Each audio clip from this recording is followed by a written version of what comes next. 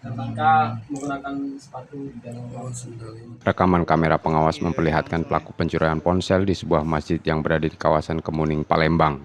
Pelaku sendirian mengambil ponsel milik marbot masjid saat tengah tertidur. Korban mengungkapkan pencurian itu terjadi pada waktu dini hari dan baru mengetahui ponselnya hilang saat terbangun pada pukul 4 pagi. Dari rekaman CCTV itu, korban mengaku tidak mengenali pelaku yang ditengarai sudah lebih dulu memantau kondisi masjid sebelum beraksi.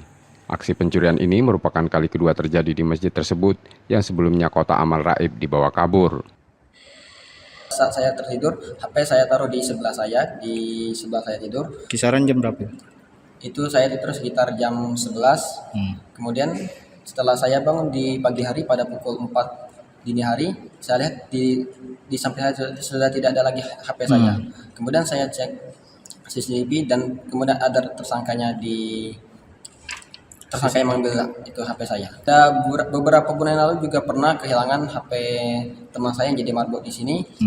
Itu kehilangan 2 HP dan itu juga kehilangannya di dalam kamar. Pencurian yang ramai di media sosial ini telah dilaporkan korban ke Polrestabes Palembang. Reski Oktora, Muklas Diferensial, Kompas TV Palembang, Sumatera Selatan.